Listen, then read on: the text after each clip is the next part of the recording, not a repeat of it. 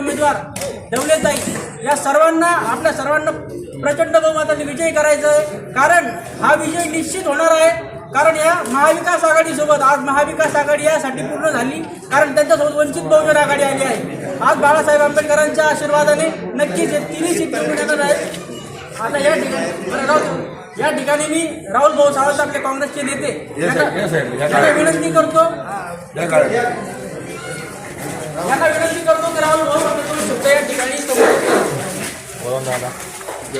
आजच्या आपल्या आडगाव बुद्रुक जिल्हा परिषद गटाचे महाविकास आघाडी व वंचित बहुजन आघाडीचे अधिकृत उमेदवार अशोक पाटील नापते व त्याचबरोबर आडगाव पंचायत समिती गणाच्या अधिकृत उमेदवार ज्योती जगदीश ढवळे यांच्या प्रचारात राहुल नगर या ठिकाणी आपण या पदयात्रेचं आयोजन केलेलं होतं। या पदयात्रेच्या निमित्तानं भारतरत्न परमपूज्य डॉक्टर बाबासाहेब आंबेडकर यांना आम्ही अभिवादन केलेलं आहे।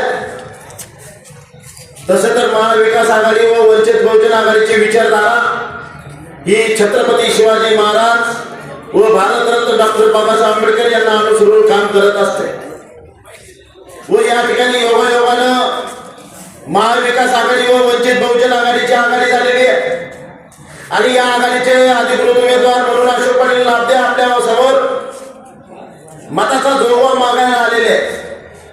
मला या ठिकाणी सांगायचंय की अशोक पाटील नापते येत्या 10-15 वर्षाच्या कारकिर्दीमध्ये आपापल्या भागामध्ये येऊन तांड्यावर वस्तीवर विनंती केलेली आहे आणि प्रत्येक कार्यक्रमामध्ये सहभाग नोंदवायचा आहे। तुमच्याकडे आले होते का कधी अशोक भाऊ?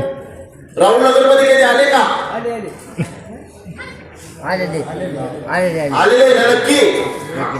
तर मी या ठिकाणी हा प्रश्न प्रत्येक ठिकाणी उपस्थित केलेला आहे आणि त्या ठिकाणी अशोक पाटील नापते पोहोचलेले। एकदा जोरदार टाळ्या अशोक भाऊसाठी झाल्या पाहिजे हे सुद्धा एक महत्त्वाचा विषय। या ठिकाणी मला एवढं सांगायचं आहे का मी सुद्धा महानगरपालिकेचा काँग्रेस पक्षाचा उमेदवार होतो। काँग्रेस पक्षाच्या वतीनं मला सुद्धा 4200 मतं मिळाले आणि वंचित बहुजन आघाडीला जवळपास 3200 मतं मिळाले। हे दोन्ही जर मतं मिळवले तर भारतीय जनता पार्टीला हरवू शकलो असतो एवढे मतं मला मिळालेले आहेत।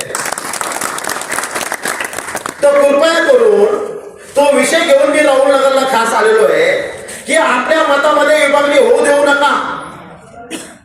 भारतीय जनता पार्टी जे मत 3200 महानगरपालिकेमध्ये वंचित बहुजन आघाडीला मिळाले त्या ठिकाणी भारतीय जनता पार्टीनं त्यांच्यासाठी प्रयत्न केलेले आहेत। परंतु आजची परिस्थिती आपली वेगळी आहे। आडगाव बुद्रुक गटाची परिस्थिती वेगळी आहे। इकडे वंचित बहुजन आघाडी आपल्या सोबत आहे म्हणून त्यांच्या पायाखालची वाळू घसरलेली आहे। परंतु तिसरा मुद्दा आहे माझ्या सगळ्या भावांना हे सांगायचंय काही इथं घड्याळ आली घड्याळ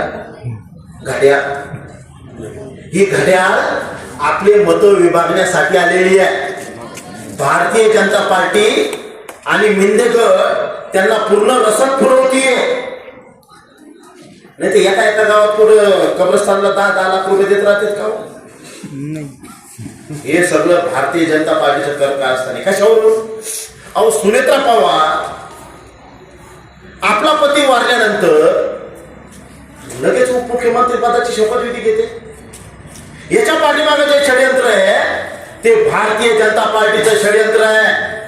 त्याच्या पाठीमागे शिंदे गटाचं षडयंत्र आहे आणि त्या षडयंत्राला जर आपल्याला थाप मारायची आहे त्यांना वेळेत मातीत गाडायचं आहे तर या ठिकाणी सुद्धा राष्ट्रवादीला मतदान करू नका हे त्यांचाच पिल्लू आहे।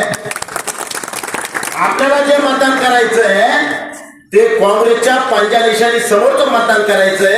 एवढीच विनंती कळकळीची तुम्हाला भारतरत्न डॉक्टर बाबासाहेब आंबेडकर यांच्या पायथ्याशी उभा राहून आपल्याला करतोय आणि म्हणून आपल्या सुखदुःखामध्ये सामील होणारा अशोक पाटील नापते यांची निशाणी सुद्धा पंजा आहे आणि ज्योती जगदीश ढवळे यांची निशाणी सुद्धा पंजा आहे। या दोघांच्या पंजा निशाणी समोरचं आपण बटन दाबायचंय एवढीच कळकळीची विनंती करतो आणि थांबतो। धन्यवाद। जय हिंद, जय महाराष्ट्र, जय भीम।